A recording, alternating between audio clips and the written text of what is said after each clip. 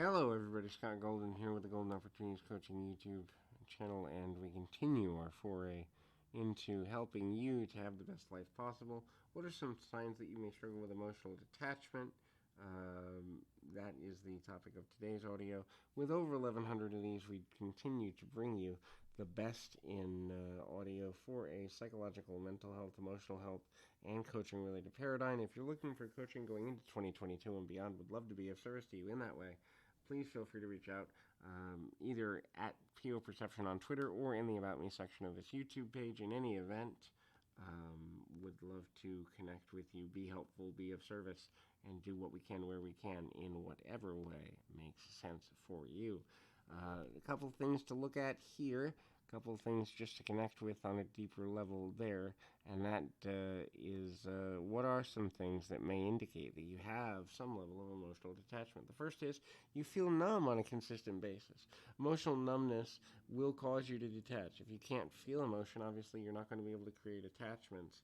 And then the reality is you don't want to feel. When you feel, you either get overwhelmed or flooded, or it takes you off balance and you're unable to focus, you're unable to concentrate, you don't have a good relationship with giving yourself permission to feel in the past, and thus the negativity, the internal rejection, the discomfort, the emotional discomfort, and everything associated with that can often lead to you looking at life and going, you know what, I don't want this in my life, or there's some challenges, or there's difficulties, or whatever have you.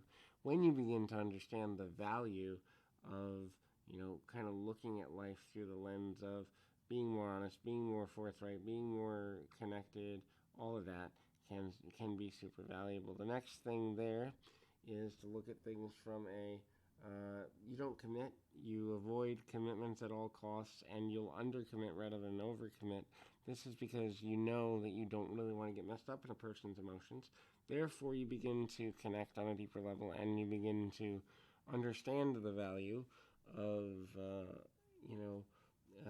kind of being somewhat self-protective, but almost to an obsessive level, which leads then to potential social isolation. Social isolation then creates other challenges later down the road. Some of those can be limited to, or not limited to actually,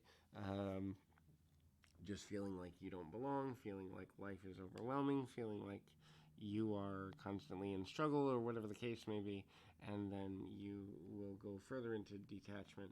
Again, isolation is one of those things where when you begin to isolate on a continual basis, you will struggle to find ways to express yourself.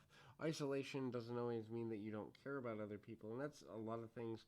A lot of times people think that detachment means you don't care, but in reality, it's the avoidance of emotional connectivity so as to not have to take on emotional responsibility. A lot of empaths have emotional detachment issues on the other side where they can't detach, and so then it leads to the swing and the fulcrum of because I can't detach, I don't want to attach in the first place, because if I attach, that means it'll eventually get worse and worse, and ultimately people will depend on me in ways I don't want.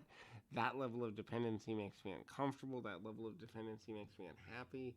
It leads me to be unhealthy or make unhealthy choices, and then, I become overwhelmed, I become uncomfortable, I become whatever I become, and there's certain levels of avoidance there. It's not that the avoidance is that they don't want social relationships. Much to the contrary, the desire for social relationships in a way that one can feel at peace with detaching is the requirement that people often struggle to find. And so that then becomes a misnomer in the belief that I just don't want to attach at all, I don't want to deal with people at all, whatever have you. So hopefully that's helpful going forward.